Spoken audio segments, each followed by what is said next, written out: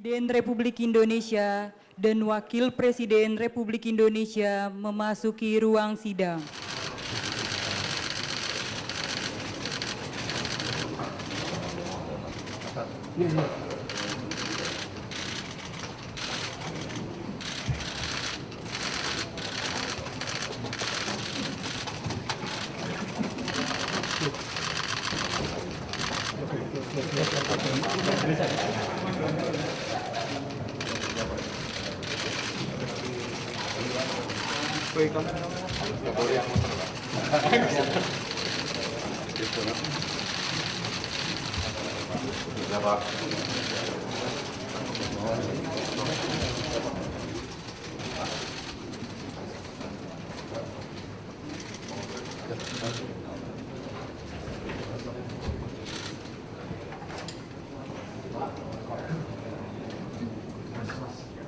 Bismillahirrahmanirrahim. Assalamualaikum warahmatullahi wabarakatuh. Selamat siang. Salam sejahtera bagi kita sekalian. Shalom, Om Swastiastu. Namo Buddhaya. Salam kebajikan. Rahayu-rahayu. Saudara-saudara sekalian, para anggota Kabinet Merah Putih yang saya hormati dan saya banggakan, Wakil Presiden yang saya hormati, para Menko, Ketua Dewan Ekonomi Nasional, para Ketua Badan, Panglima TNI, Kapolri, Jaksa Agung yang saya hormati, Kepala BIN. Saudara-saudara sekalian, sekarang saya kira adalah suatu momen bersejarah. Ini adalah sidang kabinet paripurna pertama yang saya pimpin. Kabinet yang kita sepakati, kita beri nama Kabinet Merah Putih untuk menjadi suatu simbol persatuan, simbol kebersamaan, simbol kebangsaan. Saya terus-menerus sudah beberapa tahun ini maju ke hadapan rakyat Indonesia, kepada semua pemimpin politik, pemimpin masyarakat, pemimpin agama, pemimpin pengusaha. Saya terus-menerus menekankan pentingnya persatuan. Sumber kunci keberhasilan kebangkitan suatu bangsa dalam sejarah manusia berabad-abad, kuncinya adalah bila elitnya bisa kerjasama, bila elitnya bersatu. Persatuan ini artinya adalah kita bisa sepakati mana adalah kepentingan nasional yang inti, mana adalah kepentingan nasional yang vital bagi kelangsungan hidup bangsa kita. Kita masing-masing punya kepentingan politik masing-masing. Kita masing-masing punya kepentingan kelompok masing-masing. Tapi manakala kita sudah bicara tentang bangsa dan negara, kita harus sepakati kepentingan nasional yang vital.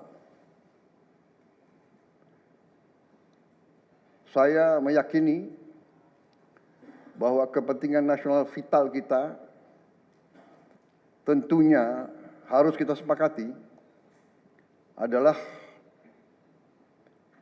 kemerdekaan dan keutuhan NKRI. keutuhan Negara Kesatuan Republik Indonesia. Dan untuk menjamin keutuhan dan kelangsungan hidup Negara Kesatuan Republik Indonesia, kita harus dengan handal, dengan cerdik, dengan pandai bisa menjaga dan mengelola kekayaan bangsa kita. Hanya apabila kita bisa menjaga dan mengelola dengan baik semua kekayaan kita, hanya dengan demikian kita bisa memberi pelayanan kepada rakyat kita. Kita bisa memberi kebutuhan hidup rakyat kita. Kita bisa membayar segala keperluan suatu negara modern.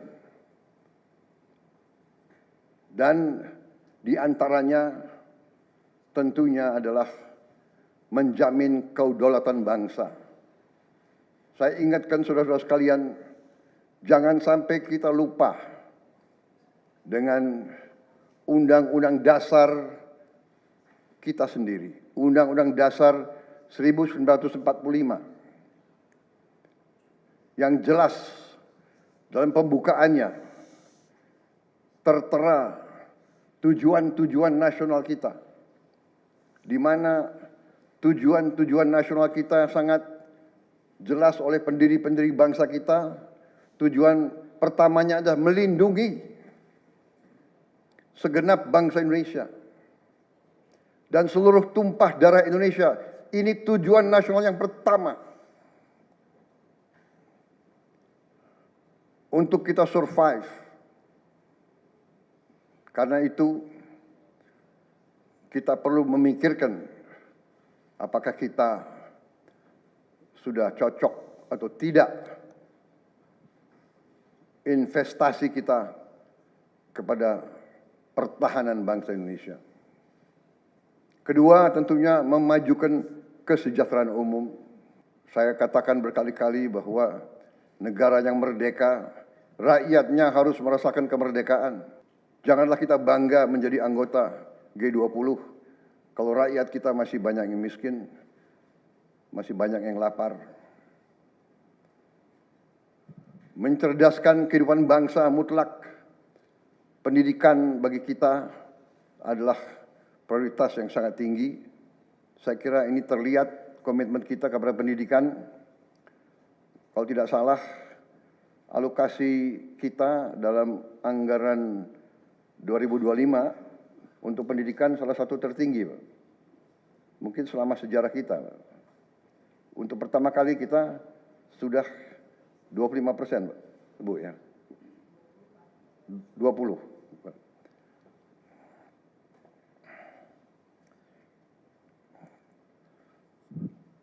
Jadi masalah pendidikan sangat utama. Ya tentunya tujuan nasional keempat kita juga hadir dalam pergolakan ataupun interaksi dunia, di mana kita harus selalu membela kemerdekaan bangsa-bangsa. Dan karena itu, mau tidak mau Indonesia harus kuat. Saudara-saudara sekalian, dalam hal ini semua, ada beberapa penekanan dari saya. Saya paham bahwa kita baru dilantik, saya saja baru 3 hari. Saudara-saudara baru 2 hari dilantik. Dan saudara-saudara, saya persilahkan secepat mungkin, terutama bagi menteri-menteri yang baru, silahkan konsolidasi sendiri, mengatur sendiri secepat mungkin administrasi saudara, dan tim saudara di kementerian dan badan masing-masing. Penyusunan tim sangat penting. Tim yang baik, tim yang bisa kerjasama akan memudahkan kita mencapai target-target yang kita tentukan. Saudara-saudara, saya sangat mengutamakan kerjasama sebagai tim. Untuk itu, dalam waktu dekat, saya akan mengajak saudara-saudara ke Magelang, di mana kita akan melaksanakan beberapa hari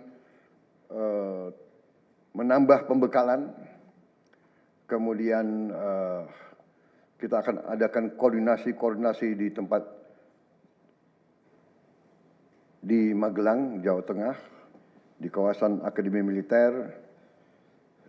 Hal itu saya nilai bahwa akan membawa banyak manfaat, karena sesungguhnya lahirnya Republik kita memang proklamasi di Jakarta, tetapi ujian proklamasi berada di daerah-daerah di mana pejuang-pejuang kita melaksanakan perebutan kemerdekaan secara fisik. Dan daerah Magelang merupakan suatu sentra perlawanan kita terhadap penjajah. Mulai ratusan tahun dikenal sebagai daerah perjuangannya Pangeran Diponegoro di antara 5 gunung.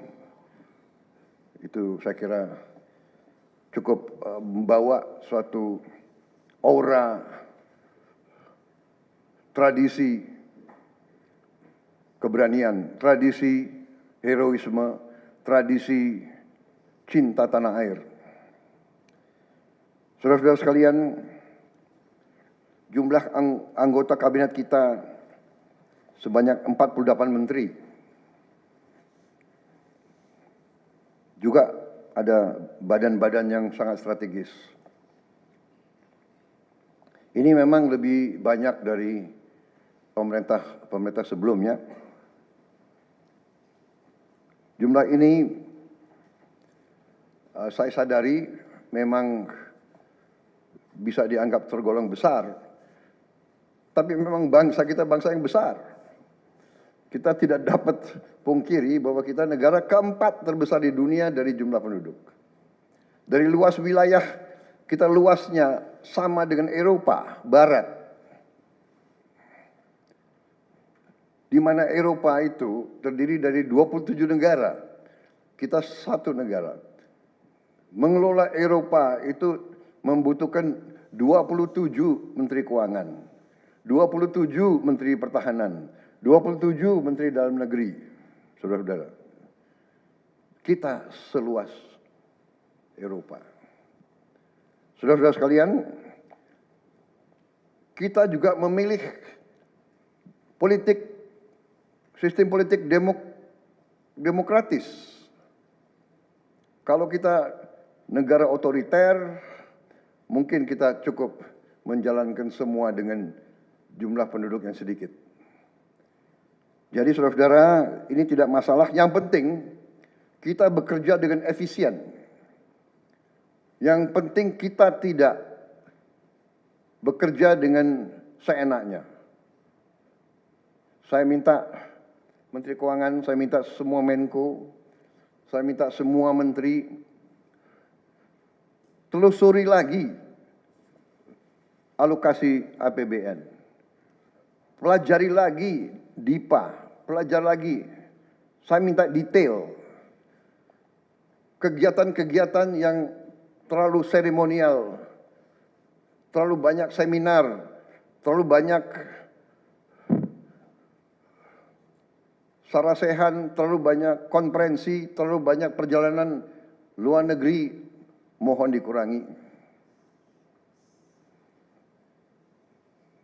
Kita harus memberi contoh. Fokus kita adalah pembangunan ekonomi, kesejahteraan rakyat ke dalam. Jangan mengada-ada. Studi banding, belajar pramuka ke negara lain, ya. Saya minta efisien. Saudara-saudara, kalau saudara perhatikan dalam pemerintahan yang saya bentuk, saya perkuat kepala staf kepresidenan. Saya perkuat itu, saya ada tambah lagi Badan Pengendalian Pembangunan dan Investigasi Khusus. Tugas mereka adalah memonitor semua program, semua proyek yang kita akan lancarkan. Saya juga membentuk suatu badan baru, Badan Percepatan Pengentasan Kemiskinan. Badan ini akan mempelajari, akan mengikuti semua program-program perlindungan sosial, semua program-program bantuan ke bagian golongan rakyat yang masih perlu bantuan, intervensi. Bukan saya ingin mencampuri pekerjaannya kementerian-kementerian, tidak. Tapi saya ingin membantu. Di mana ada bottleneck, di mana ada kesulitan, segera kita atasi. Marilah kita jujur mengakui bahwa birokrasi di kita sangat terkenal. Sangat terkenal. Ribetnya. Sangat terkenal lambatnya. Bahkan ada pembicaraan oleh rakyat kita bahwa birokrasi pemerintah kita sering mempersulit, bukan mempermudah keperluan rakyat. Bahkan ada yang mengatakan kalau bisa dibikin sulit, kenapa dibikin mudah? Ya, ini saya minta menteri-menteri sekarang, mari kita lebih berani, mari kita lebih tidak ragu-ragu untuk memberi pelayanan yang terbaik kepada rakyat kita. Jangan ragu-ragu kalau saudara tidak puas dengan pejabat-pejabat di bawah Anda, laporkan, segera kita ganti. Begitu banyak orang yang mau mengabdi. Tidak ada orang di sini yang kebal, yang tidak patuh, tidak bekerja keras untuk bangsa dan negara dan rakyat. Saudara, saya beri wewenang, copot segera. Suruh tinggal di rumah aja, daripada bikin susah kita. Saudara-saudara sekalian, saya kira dalam waktu dekat saudara-saudara akan segera menyiapkan program kerja saudara masing-masing. Saya beri kesempatan segera, dan sewaktu-waktu terus saya akan panggil koordinasi. Tadi pagi sebelum sidang kabinet saya sudah koordinasi sama beberapa menteri, dengan Jaksa Agung, dengan BPKP, dan besok pun kita akan lanjutkan. Ada beberapa pengarahan dari saya, Menteri Bappenas, pastikan semua program dan kegiatan di semua kementerian lembaga mempunyai kontribusi yang signifikan, terukur, dan saling bersinergi. Pelajari kembali semua proyek. Jangan ada proyek yang mercusuar. Semua ditujukan kepada yang saya sampaikan pada pidato saya di depan Majelis Permusyawaratan Rakyat pada hari pelantikan saya. Kita harus swasembada pangan. Itu prioritas dasar karena situasi global. Perang besar bisa pecah setiap saat. Kita harus jamin kemampuan kita memberi makan rakyat kita sendiri. Swasembada energi mutlak. Kita bersyukur kita punya sumber alam yang sangat besar. Kita sekarang tidak boleh ragu-ragu memanfaatkannya sebaik-baiknya. Hilirisasi kunci daripada kemakmuran. Karena itu saya minta menteri-menteri terkait, Menteri Investasi, Hilirisasi, Menteri Bappenas, Menteri ESDM, dengan beberapa menteri lain dibantu oleh tentu Menko Perekonomian dan Ketua Dewan Ekonomi Nasional, saya minta segera inventarisir proyek-proyek penting dalam program hilirisasi kita. 26 komoditas, proyek-proyek yang vital dalam 26 komoditas tersebut yang harus dihilirisasi segera dirumuskan, bikin daftar, dan kita segera untuk mencari dana sehingga kita bisa mulai hilirisasi dalam waktu yang sesingkat-singkatnya. Kemudian program makan bergizi, Kepala Badan Gizi Nasional dan semua KL untuk siapkan segera kita mulai dengan bergerak cepat, tepat sasaran, terukur, tapi jangan takut dengan kesulitan. Saya masih mendengar beberapa tokoh meragukan kemampuan kita untuk laksanakan itu. Saya tidak katakan bahwa ini bisa selesai dalam 1 minggu, 2 minggu, atau 3 bulan. Tidak ada di antara kita yang punya tongkat Nabi Sulaiman. Tapi kita bisa berhitung, kita bisa mengelola, kita bisa alokasi dana, kita bisa kerahkan sumber daya. Dan kita akan mencapai target yang kita tentukan. Saya hakul yakin, saya pertaruhkan kepemimpinan saya. Bagi saya, makan bergizi untuk anak-anak dan ibu hamil ini adalah strategik. Yang tidak mendukung hal ini, silahkan keluar dari pemerintah yang saya pimpin. Kita satu tim, harus yakin semuanya. Ini bagian daripada rencana kebangkitan bangsa Indonesia. Dan sesudah itu, tentunya yang saya katakan pendidikan sangat mutlak. Saya sudah panggil Menteri Pendidikan Tinggi, Sains dan Teknologi, dan Menteri Pendidikan Dasar Menengah. Kita sudah mempunyai gambaran besar bagaimana kita segera akan menyentuh semua anak-anak kita. Kita akan gunakan teknologi untuk mempercepat membawa pendidikan kepada anak-anak kita.